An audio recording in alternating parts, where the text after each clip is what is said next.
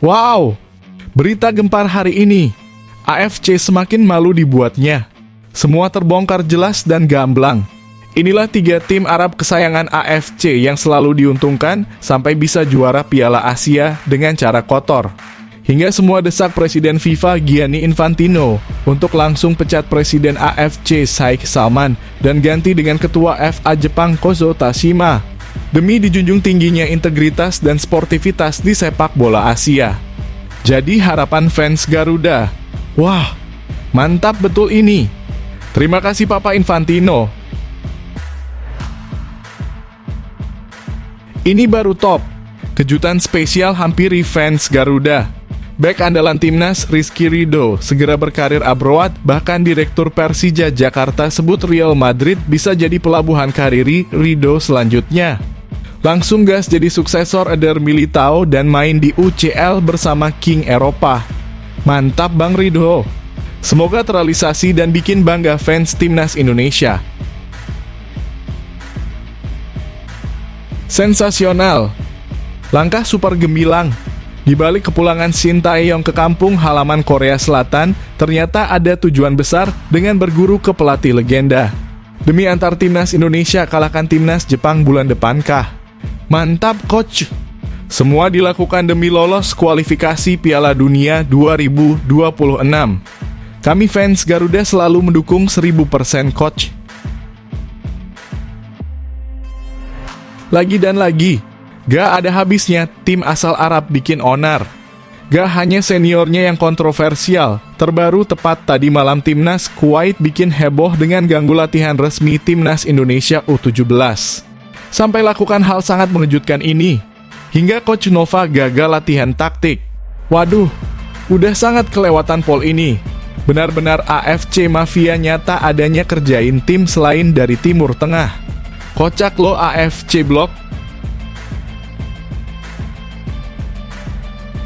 Nah gini dong mantap. Fans Garuda Auto bahagia mendengarnya.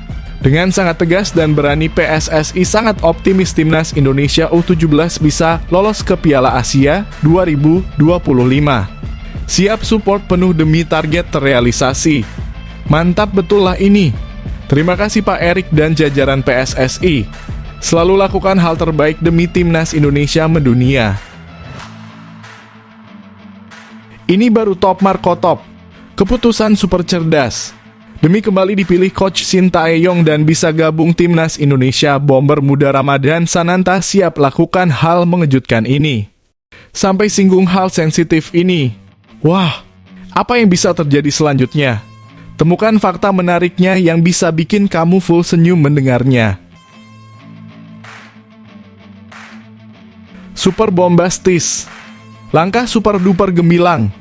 Demi bisa jadi liga top di Asia, Ketum PSSI Erick Thohir dan PT LIB pastikan Liga 1 terus bergulir selama timnas Indonesia main di Piala AFF. Nah gini dong mantap. Terima kasih Pak Erik dan tim, tak hanya timnasnya yang semakin mendunia, tapi juga Liga Indonesia dibuat semakin bagus dan menuju salah satu yang terbaik di Asia.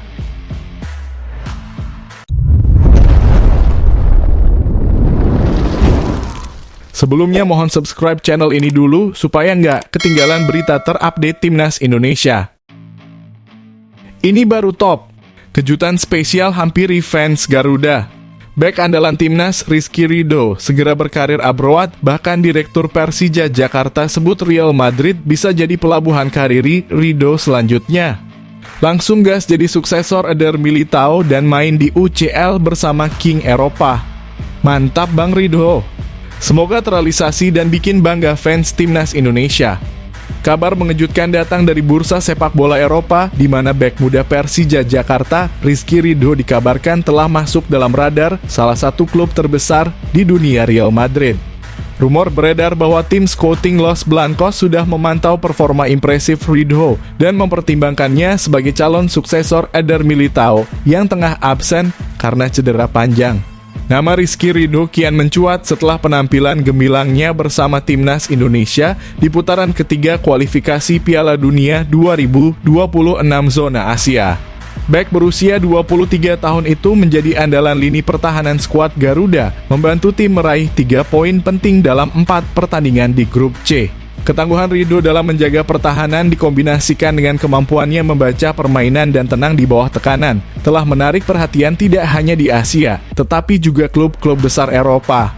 Dukungan untuk Ridho agar berkarir di luar negeri juga datang dari sesama rekan setimnya di Timnas Indonesia, Jay Itzes dan Justin Hubner.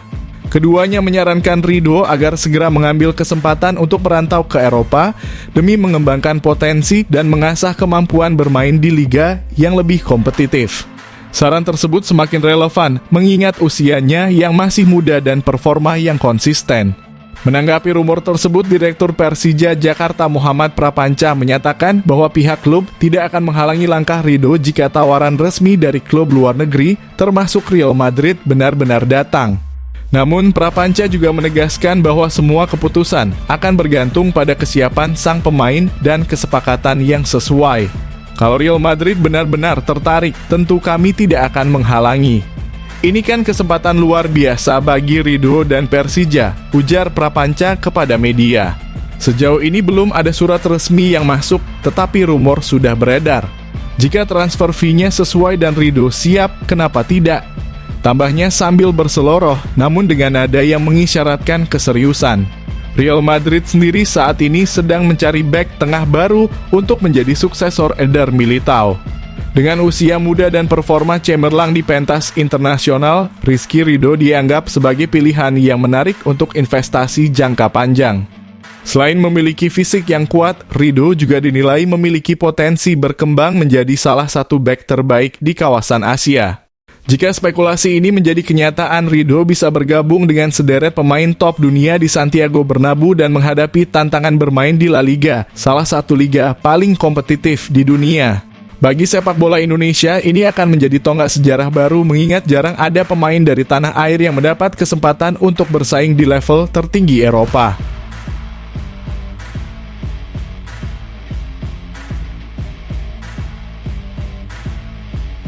Sensasional. Langkah super gemilang. Di balik kepulangan Shin Tae-yong ke kampung halaman Korea Selatan, ternyata ada tujuan besar dengan berguru ke pelatih legenda. Demi antar timnas Indonesia kalahkan timnas Jepang bulan depan kah? Mantap coach. Semua dilakukan demi lolos kualifikasi Piala Dunia 2026. Kami fans Garuda selalu mendukung 1000% coach. Pelatih kepala timnas Indonesia Shin Tae-yong kembali menunjukkan kecerdikan dan dedikasi luar biasanya dalam mempersiapkan skuad Garuda jelang laga krusial melawan Jepang di matchday kelima grup C kualifikasi Piala Dunia 2026 zona Asia. Laga yang dijadwalkan berlangsung pada 15 November 2024 ini menjadi ujian besar bagi Indonesia dan Coach Shin tidak segan melakukan segala cara untuk memaksimalkan performa tim. Baru-baru ini, Sekjen PSSI Yunus Nusi mengungkapkan bahwa Shin Tae-yong saat ini berada di Korea Selatan. Meski alasan resminya belum diketahui secara pasti, spekulasi pun bermunculan bahwa kepergiannya bukan sekadar untuk beristirahat. Dengan waktu hanya sekitar 3 minggu sebelum laga melawan Jepang, langkah Coach Shin pulang ke Korea Selatan kemungkinan besar adalah bagian dari strategi brilian untuk meningkatkan taktik dan persiapan timnas. Apakah Shin Tae-yong kembali ke negaranya untuk berguru kepada salah satu pelatih legendaris Korea Selatan, Hu Jung-mo? Sosok Hu Jung-mo dikenal sebagai pelatih yang sangat sukses, terutama dalam menghadapi tim-tim kuat Asia, termasuk Jepang. Selama periode kepelatihannya bersama timnas Korea Selatan pada 1998, 2000, dan 2008-2010, Hu berhasil mengantarkan timnya mencatat prestasi gemilang, termasuk membawa Korea Selatan finish di posisi ketiga Piala Asia 2000, juara EAFF tahun 2008, dan mencapai babak 16 besar Piala Dunia 2010. Lebih dari itu, Hu Jung-mo juga memiliki rekor cemerlang dalam menghadapi Jepang. Dalam 3 pertemuan melawan Samurai Biru, Hu memimpin Korea Selatan meraih 2 kemenangan dan 1 hasil imbang tanpa pernah mengalami kekalahan. Pengalaman luar biasa inilah yang mungkin membuat Shin Tae-yong tertarik untuk berdiskusi dan berbagi ilmu dengan sang legenda demi mempersiapkan timnas Indonesia secara matang menghadapi Jepang. Sebagai pelatih yang selalu berpikir jauh ke depan, Shin Tae-yong tentu memahami bahwa laga melawan Jepang bukanlah pertandingan biasa. Dalam pertemuan sebelumnya di Piala Asia 2023, Indonesia harus rela tunduk 1-3 dari Jepang. Namun kali ini Shin tampaknya ingin menyiapkan sesuatu yang berbeda dan tidak ada salahnya belajar dari sosok yang sudah terbukti sukses mengalahkan Jepang di masa lalu. Shin Tae-yong sendiri memiliki sejarah pertandingan yang cukup beragam melawan Jepang. Ketika membesut Korea Selatan, ia pernah mengalahkan Jepang 4-1 di AFF tahun 2017. Namun ia juga pernah mengalami kekalahan tipis 2-3 di final Piala Asia U23 2016. Bagi Coach Shin, pengalaman ini menjadi pelajaran berharga yang ia gunakan untuk mengasah taktik dan strategi agar timnas Indonesia bisa tampil optimal di pertandingan nanti. Dengan segala langkah persiapan yang cerdas dan terarah ini, Shin Tae-yong membuktikan bahwa ia rela melakukan apa saja demi membawa timnas Indonesia mencapai hasil maksimal. Panggung besar melawan Jepang bulan depan bukan hanya soal pertandingan biasa, tetapi juga soal harga diri dan prestasi. Coach Shin siap untuk mengerahkan seluruh kemampuannya demi kemenangan timnas Indonesia, dan para supporter tentunya berharap strategi ini akan membuahkan hasil manis.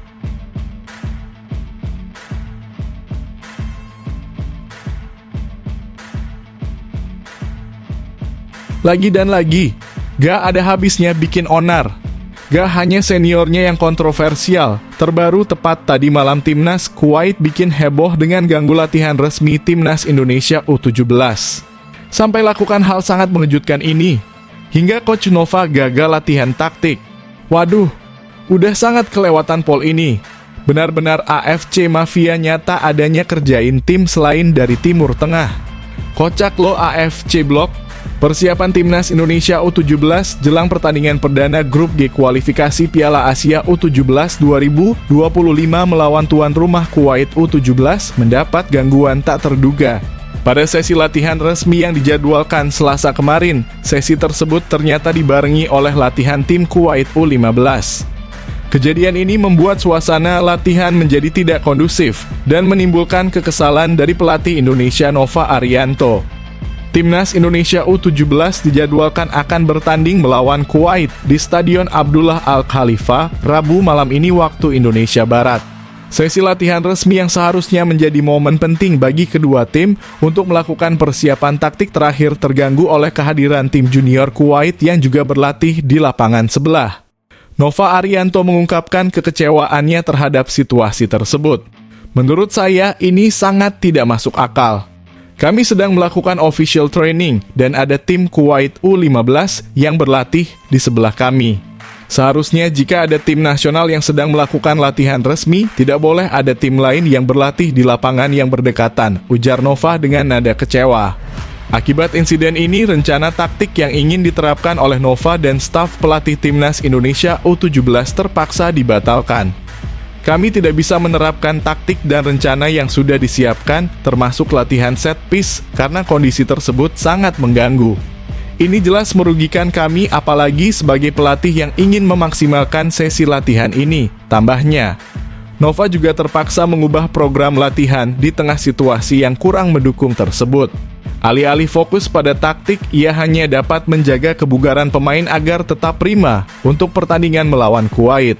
Terpaksa kami mengubah program latihan dari yang awalnya fokus pada taktik, kami ubah menjadi latihan menjaga intensitas agar pemain tetap bugar. Meski begitu, saya tetap meminta pemain untuk fokus dan tidak terpengaruh oleh kejadian ini, ujar Nova menegaskan. Situasi ini kembali menimbulkan tanda tanya terkait integritas penyelenggaraan turnamen di bawah naungan AFC. Setelah berbagai kontroversi di level senior, kini giliran tim junior yang menghadapi kejanggalan. Banyak yang mulai mempertanyakan apakah ini bagian dari permainan di balik layar yang diduga sering dilakukan tim-tim Arab demi menguntungkan pihak tertentu. Fans Indonesia pun semakin geram melihat insiden-insiden seperti ini terus berulang, mempertanyakan keadilan dalam kompetisi yang dijalankan oleh AFC.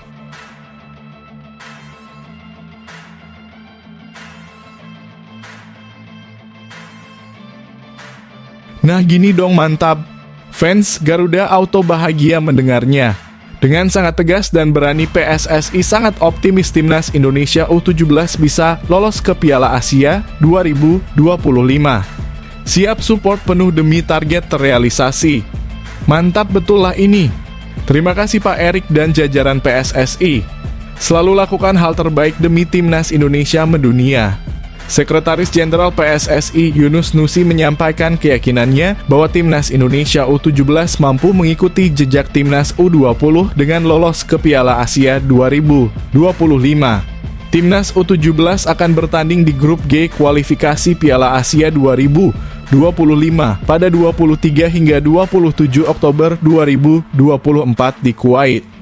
Tim Garuda Asia tergabung bersama tuan rumah Kuwait, Australia, dan Kepulauan Mariana Utara U17 di grup tersebut.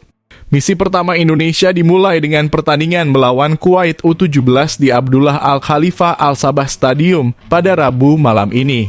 Tim asuhan Nova Arianto telah menjalani persiapan matang, termasuk pemusatan latihan di Spanyol dan Qatar. Yunus Nusi menyatakan bahwa komunikasi dengan pelatih Nova Arianto terus terjalin dengan baik untuk memantau kondisi para pemain. Kami intens berkomunikasi dengan Nova. Kami selalu menanyakan kondisi anak-anak dan insya Allah mereka semua dalam keadaan sehat, kata Yunus Nusi. Kami sangat optimistis timnas Indonesia U17 mampu melewati fase ini seperti halnya yang dilakukan timnas U20 sebelumnya, tambahnya. Keberhasilan timnas U20 yang berhasil lolos ke Piala Asia U20 2025 dengan menjuarai grup F menjadi motivasi bagi adik-adiknya di tim U17. Jika mampu lolos, timnas U17 akan bergabung dengan juara dari 10 grup kualifikasi lainnya dan 5 runner-up terbaik di putaran final. Piala Asia U17 2025 sendiri akan berlangsung di Arab Saudi pada 3-20 April 2025. Dan 8 tim terbaik dari turnamen ini akan berhak tampil di Piala Dunia U17 2025 yang diadakan di Qatar. PSSI berharap dukungan penuh dari masyarakat Indonesia untuk memberi semangat kepada para punggawa Garuda Asia dalam menjalani perjuangan mereka di kualifikasi ini.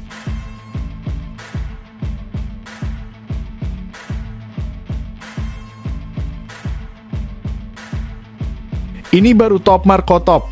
Keputusan super cerdas. Demi kembali dipilih Coach Shin Tae-yong dan bisa gabung timnas Indonesia, bomber muda Ramadan Sananta siap lakukan hal mengejutkan ini. Sampai singgung hal sensitif ini. Wah, apa yang bisa terjadi selanjutnya? Temukan fakta menariknya yang bisa bikin kamu full senyum mendengarnya. Penyerang muda Persis Solo Ramadan Sananta kini memancarkan keyakinan dan tekad besar untuk membuktikan dirinya layak bersaing di lini depan timnas Indonesia. Meski sempat terpinggirkan dari skuad besutan Shin Tae-yong, Sananta tidak kehilangan semangat untuk kembali ke pangkuan Garuda. Sananta harus rela absen pada FIFA Matchday Oktober 2024 saat timnas Indonesia menghadapi Bahrain dan Cina. Ketika itu Shin Tae-yong lebih memilih Malik Rizaldi yang dianggap dalam kondisi fisik lebih baik. Terlihat kondisi Malik lebih baik dan saya ingin memberikan kesempatan padanya, ujar Shin Tae-yong saat menjelaskan pilihannya. Namun bagi Ramadan Sananta, situasi ini menjadi pemicu untuk meningkatkan performanya. Pemain berusia 21 tahun ini bertekad menunjukkan mentalitas tangguh dan performa maksimal di setiap pertandingan bersama Persis Solo. Ia percaya dengan kerja keras dan konsistensi panggilan dari Shin Tae-yong akan kembali datang. Sekarang fokus saya di Liga. Kalau performa saya bagus, Coach Shin pasti melihat dan bisa memanggil saya kembali. Saya siap memberikan yang terbaik untuk timnas, tegas Sananta penuh percaya diri. Dengan jadwal penting timnas Indonesia di depan mata, yaitu melawan Jepang dan Arab Saudi dalam lanjutan kualifikasi Piala Dunia 2026, Sananta ingin memastikan dirinya siap bersaing dengan penyerang lainnya. Ia tahu di bawah asuhan Shin Tae-yong hanya pemain dengan mental juara dan fisik prima yang akan mendapatkan tempat. Mental berkelas yang ditunjukkan Sananta ini menjadi bukti bahwa ia tidak sekadar ingin kembali, tetapi siap bersaing dan memberikan kontribusi nyata bagi timnas Indonesia. Panggung besar di level internasional sudah menunggu dan Sananta siap menghadapinya dengan kepala tegak.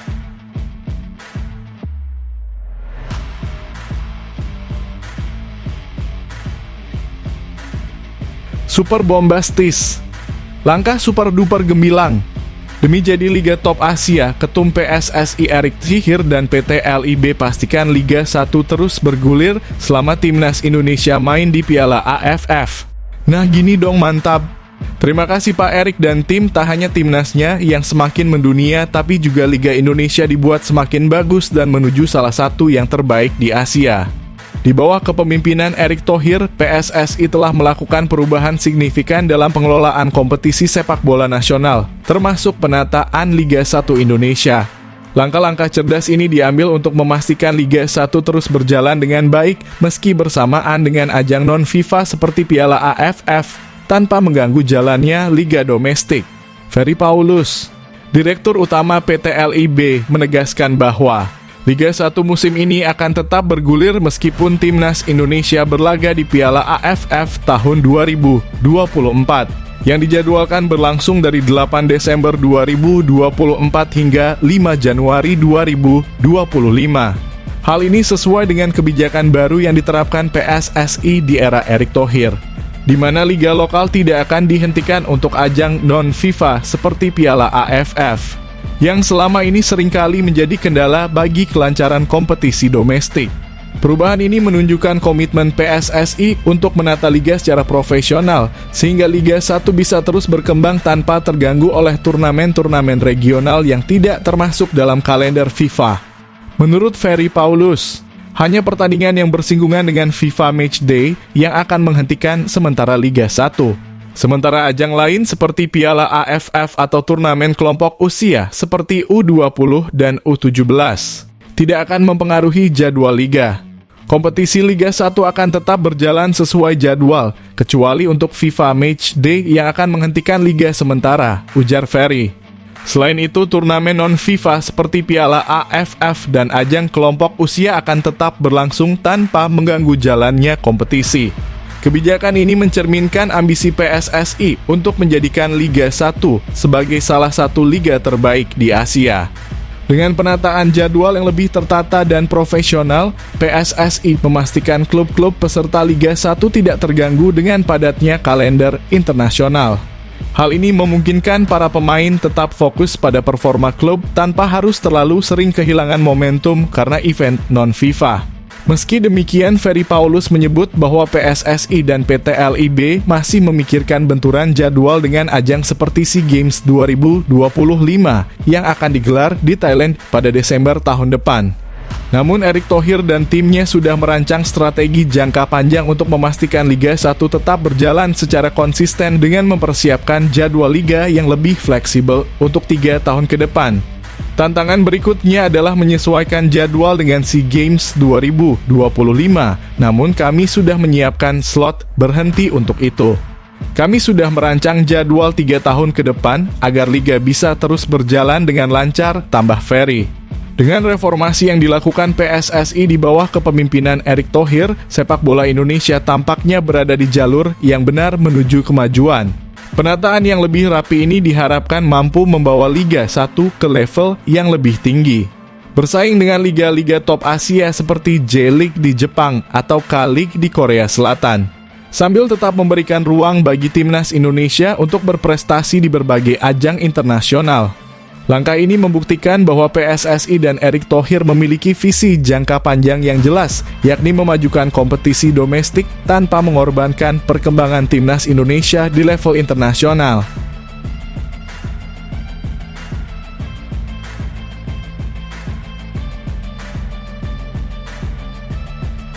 Wow! Berita gempar hari ini. AFC semakin malu dibuatnya. Semua terbongkar jelas dan gamblang. Inilah 3 tim Arab kesayangan AFC yang selalu diuntungkan sampai bisa juara Piala Asia dengan cara kotor. Hingga semua desak Presiden FIFA Gianni Infantino untuk langsung pecat Presiden AFC Sheikh Salman dan ganti dengan Ketua FA Jepang Kozo Tashima, demi dijunjung tingginya integritas dan sportivitas di sepak bola Asia. Jadi harapan fans Garuda, wah, mantap betul ini. Terima kasih Papa Infantino. Konfederasi Sepak Bola Asia atau AFC kerap menjadi sorotan tajam para pecinta sepak bola Asia. Banyak yang menilai AFC cenderung memihak dan memberikan keuntungan bagi beberapa negara tertentu di Timur Tengah yang tergabung dalam Federasi Sepak Bola Asia Barat atau WAFF. Akibatnya AFC sering dianggap tidak adil dan lebih berpihak kepada negara-negara Arab hingga muncul julukan Arab Football Confederation sebagai sindiran pedas terhadap AFC. Dari 12 anggota WAFF, ada 3 negara yang paling sering dikaitkan dengan dugaan keistimewaan dari AFC, bahkan sampai merugikan tim-tim lain demi mencapai ambisi besar mereka, termasuk menjadi tuan rumah Piala Dunia.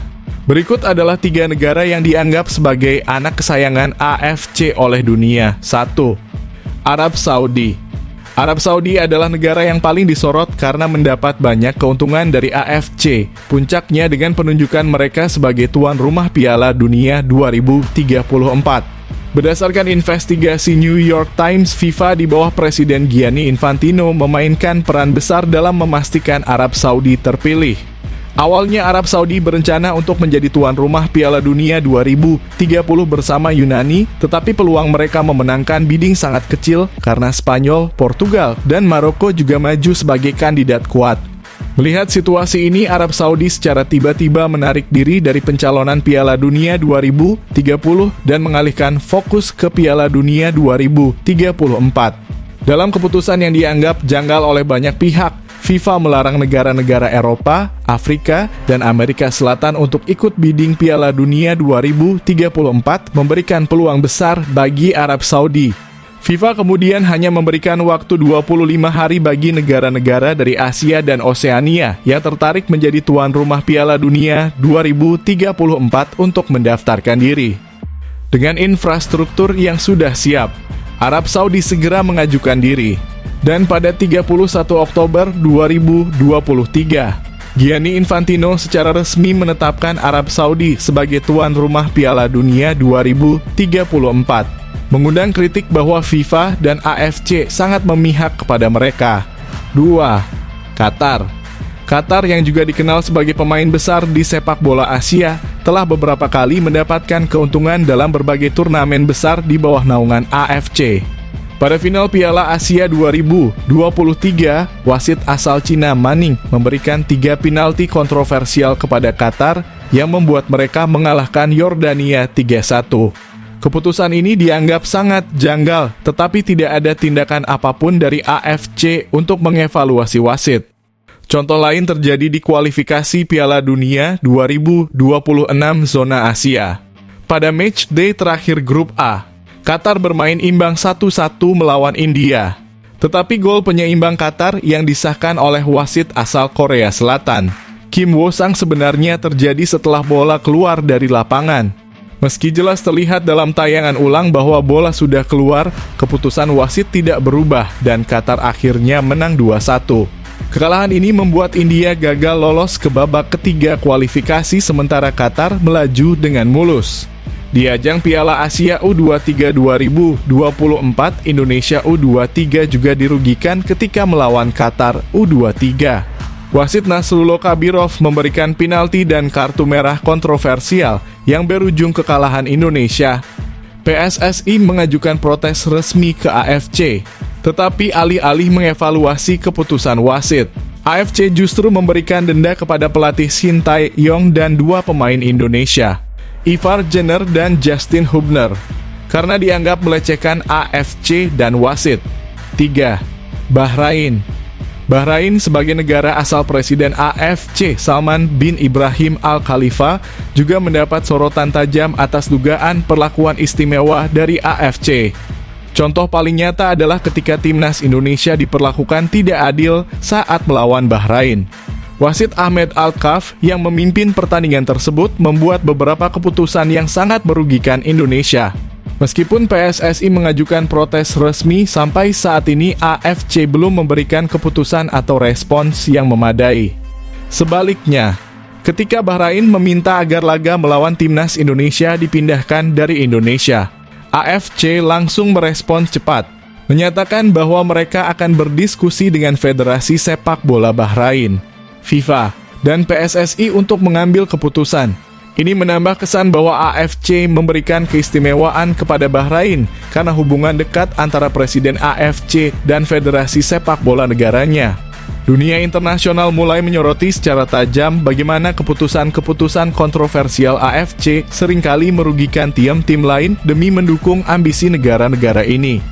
Dengan penunjukan Arab Saudi sebagai tuan rumah Piala Dunia 2034 yang dipenuhi tanda tanya, perhatian global kini tertuju pada AFC dan FIFA, memaksa mereka untuk lebih transparan dan adil dalam mengelola sepak bola Asia.